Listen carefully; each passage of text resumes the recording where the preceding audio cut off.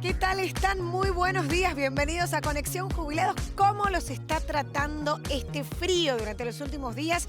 Depende en qué lugar del país te encontrás. Estuviste viviendo, ¿no? Una ola de frío polar. Inclusive algunas provincias tuvieron alerta violeta, es decir, temperaturas muy por debajo de lo habitual. Bueno, pero es muy tempranito, domingo 9:30 de la mañana, así que yo imagino que estás en tu casa, calentito, prendiste la estufa o estás en la cocina, con la pava arriba de la hornalla, así que la temperatura tiene que estar bastante agradable. Vos sabés que nosotros intentamos traer historias hermosas, historias esperanzadoras. Hoy vamos a compartir una de ellas, pero ahora, ya que estábamos hablando del frío, de la hornalla, ¿por qué no hablamos del gas y de las tarifas social? Vamos a hablar de cuánto se consume y cómo podemos cuidar de alguna manera el bolsillo durante estas semanas en donde no queda otra que prender las estufas, ¿no? Depende qué tipo de calefacción tengas, pero en la mayoría de los hogares no es por electricidad, sino que es por gas. Así que vamos a compartir a ver cómo podés sacar la tarifa social, a quién le corresponde. También vamos a estar hablando de cómo se pueden pagar la deuda del 2020. Vos sabés que desde marzo del 2020 a diciembre del 2020 hubo un decreto de necesidad de urgencia que estableció que los servicios básicos, por más que tuvieras deuda, no se podían cortar.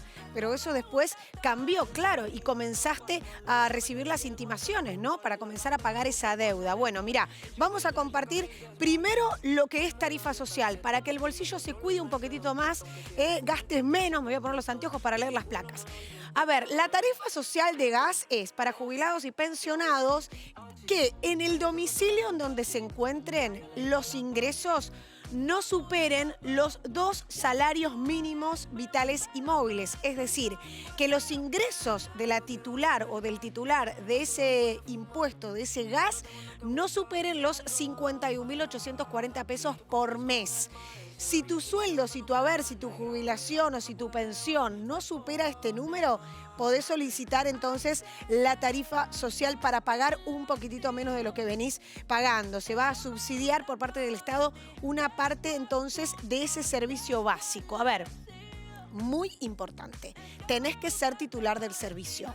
Y no importa si alquilás, si no sos propietario. A través de la web de la empresa distribuidora de gas, sea cual fuera la que tengas, hay una opción vía web en donde vos envías tu copia o tu foto del DNI, dorso y reversa, y también tenés que enviar la fotocopia o la foto de tu contrato de alquiler. Una vez que envíes eso, a las 48, 72 horas como máximo, el servicio pasa a estar a tu nombre. Y una vez que está a tu nombre, podés solicitar entonces este beneficio.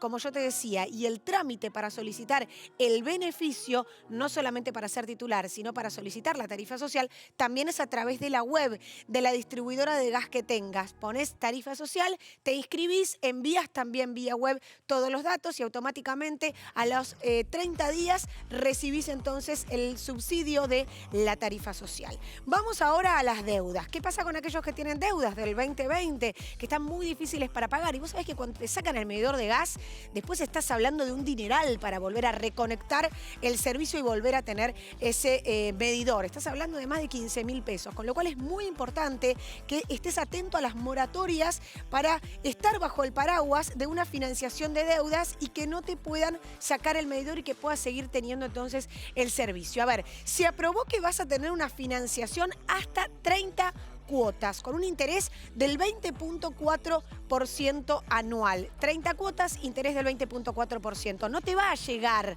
la oferta de financiación. Vos se la vas a tener que pedir también a la empresa distribuidora de gas. Ahora, ¿en qué situaciones se te da de baja este financiamiento en el caso de que tengas deuda?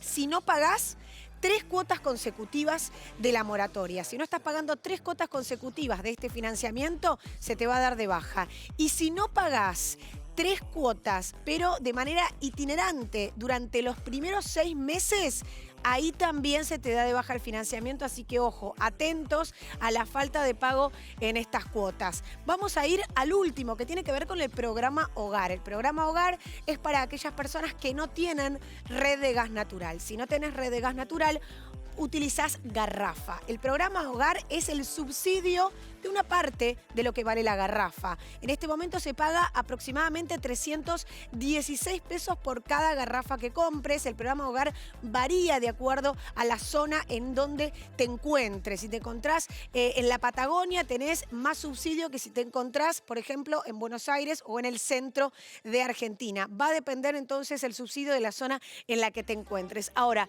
se paga automáticamente. Hay un entrecruzamiento de datos entre ANSES y Ministerio de Desarrollo Social.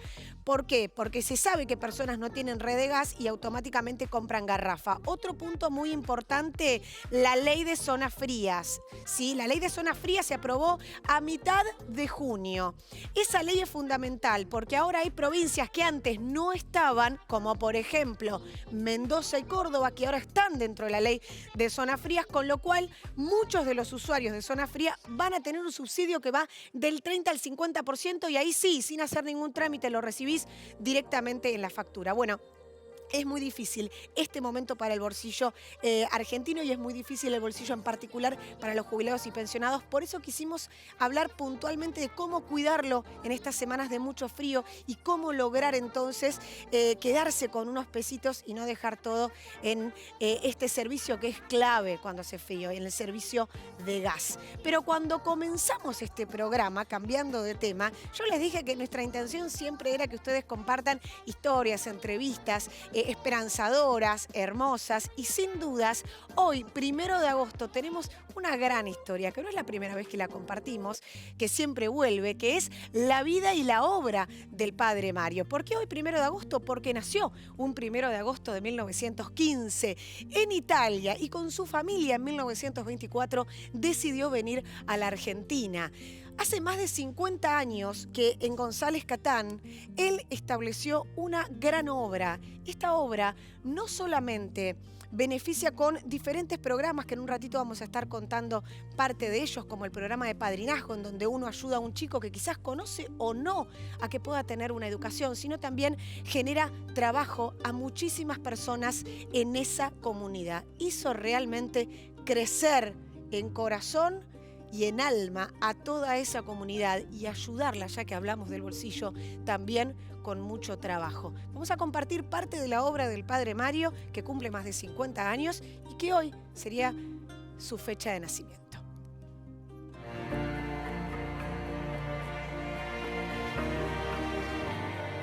Es un deber mío acompañar a aquel que sufre, porque toda mi misión está en relación al pobre y al necesitado.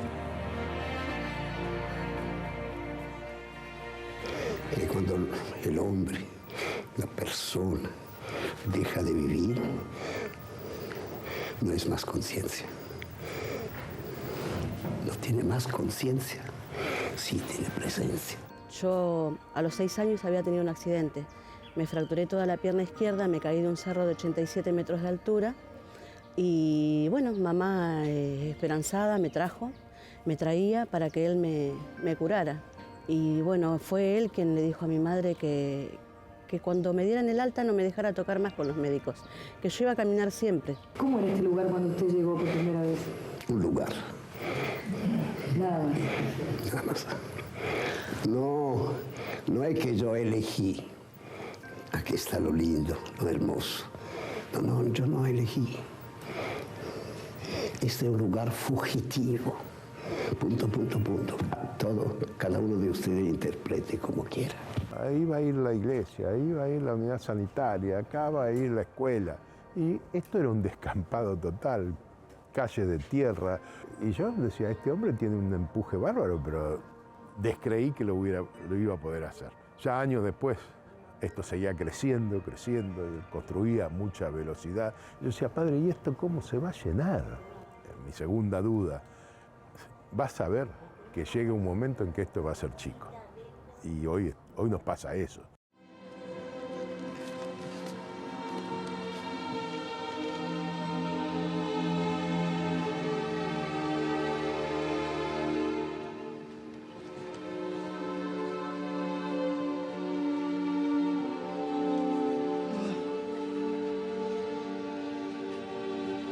Dios mío, está parando de sangrar, padre. ¿Acaso usted no vino para eso? Yo sentí que me empezaba a mejorar, me empecé a sentir. Y fui a mi médico ginecólogo de Rosario y le dije, mira, han pasado ya 15 días largos, yo creo que estoy mejor, sí, no tenés la hemorragia, pero el tumor está. Y bueno, ¿qué hago? Seguí yendo a ver qué pasa. Un día me dijo, ya no está, Perla, no te tenemos que operar. Es verdad, nunca fui operada, ¿sabés lo que es eso? Ya en el año 91 él sentía que estaba flojo, me lo dijo, y quiso hacer testamento. Y en el testamento nombró a mi madre albacea testamentaria y a mí. ¿Y cómo vamos a llevar adelante esto sin usted? Al principio le van a parecer que están solos, pero pasado el tiempo la gente se va a empezar a arrimar y cada vez más.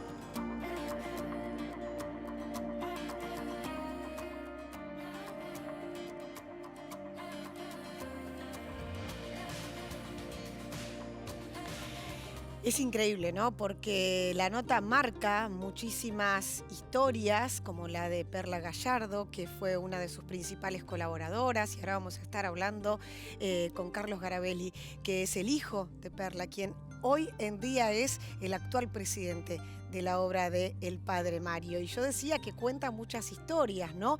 Y cuenta muchos proyectos. Y de hecho contaba proyectos que el Padre Mario veía en el lugar y que ellos ni siquiera se imaginaban, ¿o no? Carlos, ¿qué tal? Muy buenos días, gracias por hablar con nosotros. No, al contrario, muy buenos días para todos y gracias por esta oportunidad de conectarme con la gente, que siempre es importante. Hoy serían 107 años de que nació el Padre Mario y estamos siempre orgullosos de pertenecer a la obra, a la magnífica obra que pudo desarrollar. Claro, lo puedo decir con... Y me imagino que ustedes se habrán preguntado muchas veces qué pasa cuando ya el Padre Mario no esté y cómo va a continuar esto, ¿no? Y mucha gente se lo preguntaba. Y mirá cómo continuó tantos años después con tantas posibilidades, tantos programas como el programa de padrinazgo, como el programa de intercambio generacional, la ayuda en los colegios, el polideportivo, bueno, y muchísimos más.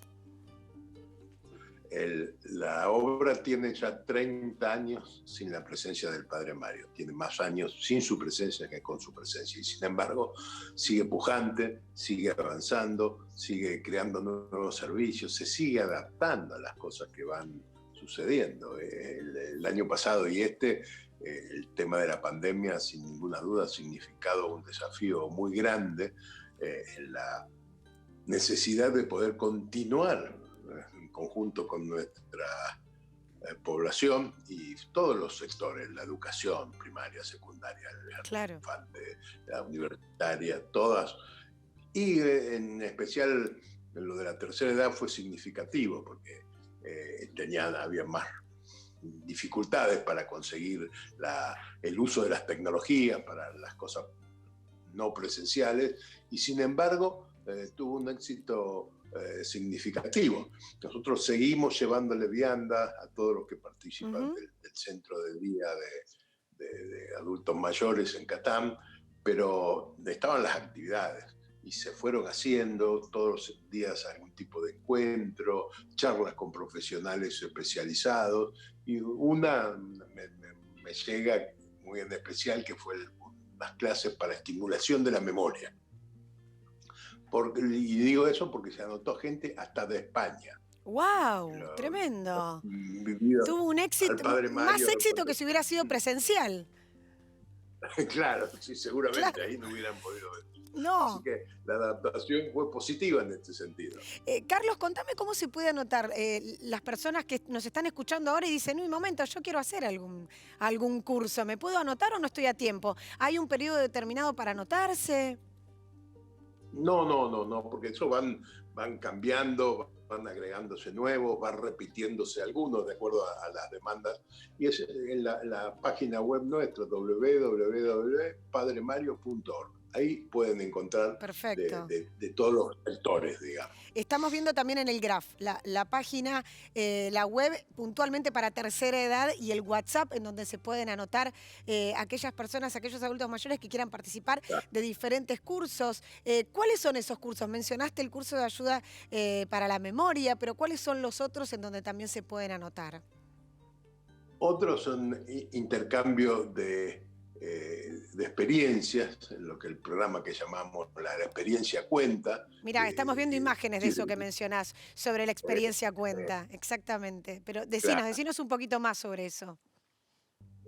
Algunas cosas, allá por enero, febrero, volvieron a hacerse presenciales y volvieron luego a tener que hacerse las burbujas, los protocolos especiales, pero son maneras de participación que hace que el adulto mayor se mantenga activo, se sienta útil, que está colaborando con distintos tipos de actividades. Los juntamos con los chicos de los distintos cursos y de esa forma les relatan sus experiencias y se van sintiendo parte de una organización. Claro. Que eso es lo importante en estos momentos de cierta soledad.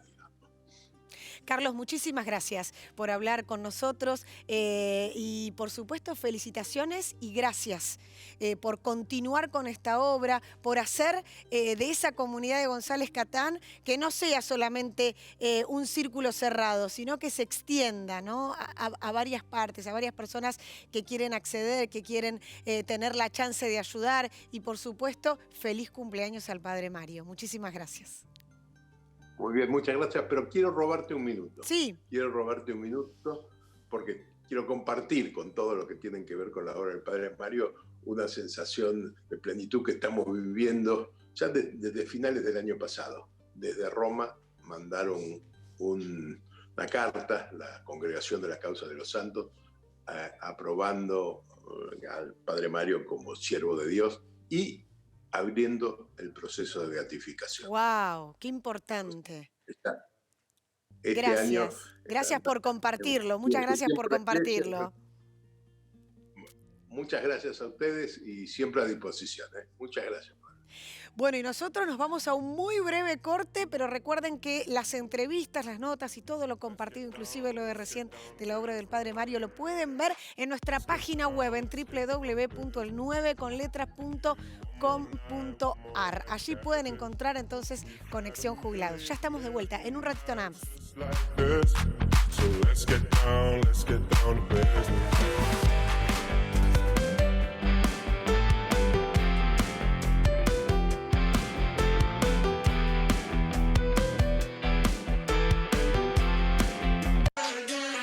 Y ya estamos de vuelta y vino especialmente un domingo a la mañana un gran compañero y un gran profesional como es Diego de Marco. Gracias, Diego, que amaneciste prácticamente. No, por favor, gracias por la invitación, Pablo. Estás acostumbrado más para la tarde, vos, Sí, más para las noticias centrales. Bueno, Diego de Marco, ustedes saben, es periodista de Tele9, realizó un excelente informe que tiene vinculación con el camino de la vacuna, porque todos estamos esperando, Diego, que llegue el avión, cuántas vacunas, pero poco se sabe de todo el recorrido, de todo el proceso que realiza esa vacuna. Claro, tal cual. Nosotros estamos acostumbrados, Paula, siempre a ver cuando llega, cuando aterrizan en el Aeropuerto Internacional de Ezeiza y cuando se aplican. Son las dos fases que más nos interesan. El inicio, ¿no? y el final. Claro, que es en definitiva el arribo y la aplicación. Pero en el medio ocurren muchas cosas. Y hay que tener en cuenta, y es un poco el disparador de esta nota, es que, por ejemplo, cualquier vacuna de nuestro calendario de vacunación, desde que llega a nuestro país hasta que es distribuida, pasan como mínimo 30 días.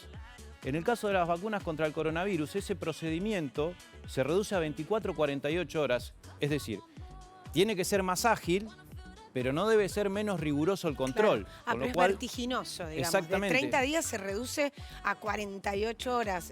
Es muchísimo. La de sarampión, por ejemplo, demora 30 días. Como mínimo. Nosotros siempre hablamos de todos los procesos. Pero en estas 48 horas se cumplen todos esos procesos. Exactamente. No es que se eliminan pasos para hacer más rápido el proceso. No, los procedimientos son los mismos, se deben ser más acotados para tenerla en 48, 72 horas a esa vacuna lista para ser distribuida. Claro. Decimos distribuidas y no aplicadas porque la aplicación depende después de cercanía y lejanía de cada punto de distribución. Tenemos un extenso territorio, por eso difiere en las distancias. Pero en 48, Claro. 72 horas una vacuna de coronavirus o contra el coronavirus ya está en condiciones de ser distribuida para su Me imagino aplicación. cuánta gente debe estar trabajando en esos controles para acelerar de 30 días a 48. Ujú. Y debe ser todo escalonado, o sea, de una fase a otra, de un punto a otro, de un punto a otro, Claro. hasta llegar al último paso, que es la salida de camiones, porque casi todo el recorrido se hace por camiones. Nosotros fuimos a la recepción de lo que fue la semana pasada la llegada de aproximadamente 1.350.000 dosis de la vacuna AstraZeneca. Es una vacuna que tiene una conservación un poco más sencilla que otras, Ajá. pero que igualmente requiere un Claro. proceso de logística todo escalonado para que se cumplan todos los procesos en 48 horas. ¿Lo vemos, te parece? Dale.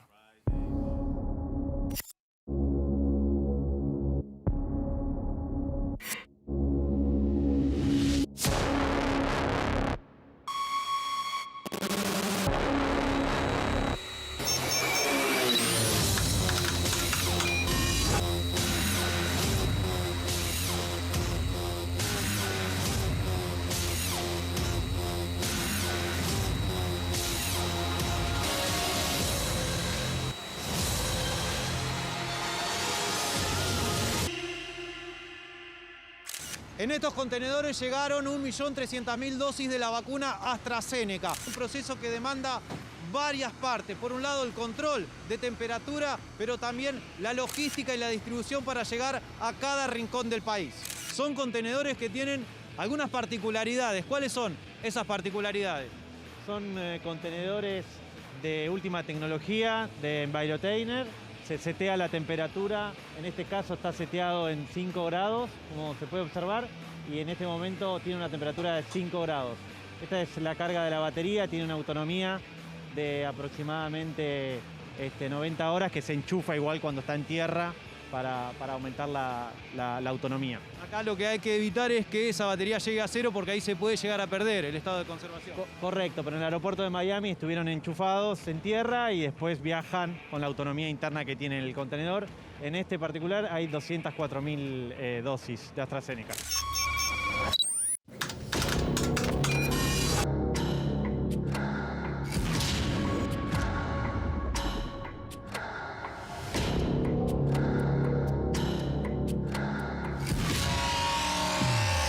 Este proceso requiere mayor velocidad. Una vez que se abren los Envirotainer, deben ser depositados rápidamente en los camiones refrigeradores para conservar la cadena de frío, que en el caso de estas vacunas es entre 2 y 8 grados. Es para ser transportados hacia la planta de operación logística, donde va a comenzar el proceso de desconsolidación.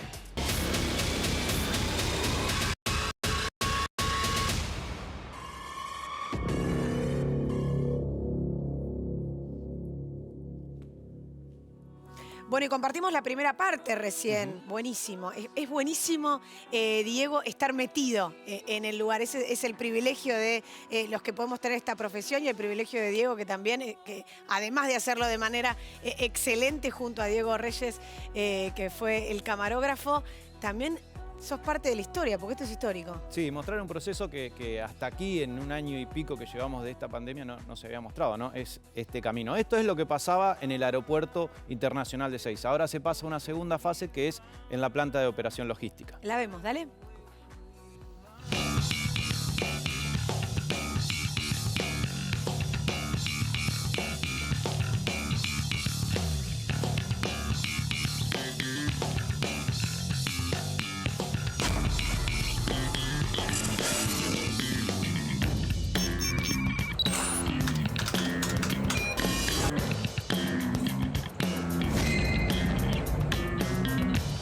El proceso de desconsolidación es, una vez que se descargan los palets de vacunas del camión, se sanitizan, ingresa a la cámara de 2 a 8 y se empieza a desconsolidar el palet. Se realiza la apertura de bulto por bulto para verificar el contenido, ¿no? Que venga la cantidad de dosis, el lote, todo de acuerdo a lo informado por el laboratorio en su documentación de origen.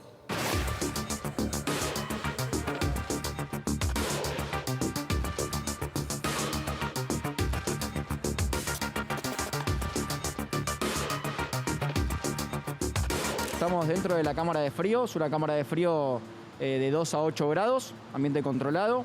con control en tiempo real de la temperatura. En primer lugar, colocarle una identificación a cada pallet, después eso tiene trazabilidad del conjunto de vacunas que estuvieron en ese pallet, del lote y demás. Se hace una apertura de las cajas, justamente para hacer un control primero visual y después de cantidades de la recepción, de acuerdo a lo que estaba previsto recibir. Se controlan los data loggers que tiene cada uno de los pallets. Cada pallet tiene un data logger con la información de la temperatura. Y paso siguiente, se procede a controlar cada caja, su contenido, hasta llegar al vial. Estas son las conservadoras que van a ir, Lucas, a cada jurisdicción. Correcto. Lleva geles congelados, varios de estos geles congelados, de distintos tamaños, uno que cubre la parte inferior y superior. Y después tenemos geles más pequeños, de este tamaño, que van recubriendo la caja con la vacuna. Después tenemos aislantes térmicos, justamente para que el gel no tenga contacto directo con la caja. Todas estas conservadoras tienen un proceso de validación previo a la utilización, donde básicamente lo que hacemos es ensayar la conservadora durante una instancia de distribución convencional para comprobar que la vacuna llega en todo su recorrido en 2 a 8 grados sin ninguna excursión térmica. Todas las conservadoras van con una etiqueta. Esa etiqueta, además de tener trazabilidad interna, lo que permite es ver la jurisdicción que tiene que recibir las vacunas y la cantidad de bultos numerados que va a recibir esa provincia. Las dosis ya están listas. Los camiones las distribuirán a cada rincón del país. Así es el camino de la vacuna desde que llega a la Argentina hasta que se reparte por todo el territorio.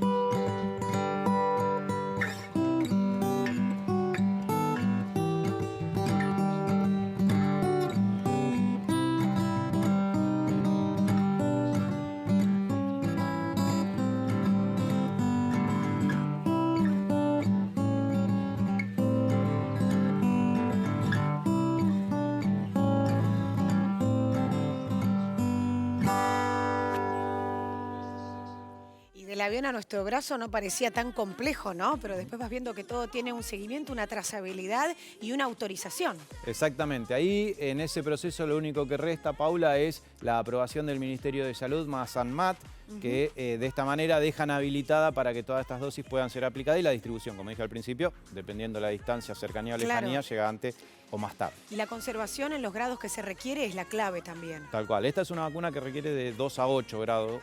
Es una temperatura que es mucho menos compleja que otras. Por ejemplo, la Sputnik es mucho más compleja y sofisticada en ese caso. Y cuando llegue la Pfizer será otra forma también. Sí, también. Muy complicada el proceso de logística y conservación de esa vacuna. Sí, sí. Diego, muchas gracias por haber venido y habernos mostrado este informe que está buenísimo porque de alguna manera también somos parte de ese proceso viéndolo a través de las notas. Y quiero volver a mencionar a Diego Reyes, que es el camarógrafo con el cual realizaste esta maravillosa nota. Y vamos a nombrar al editor, por supuesto. Sí, a Hernán Nugacio. Vamos a nombrar a Hernán, escuchame, si no después nos va a matar. Sí, bueno, muy bien. Gracias, Paula. Y a la productora Alejandra Maroto, que también estuvo ahí muy presente, que casualmente también es mi productora, la productora de este programa. Bueno, nos despedimos, Gracias, Diego. Paula. Hasta el próximo domingo 9:30 de la mañana, cuando nos volvamos a encontrar aquí en Conexión Jubilados. Podés volver otra vez el domingo que viene, Cuando si me querés. invites. Siempre estás invitadísimo. Que disfruten el domingo.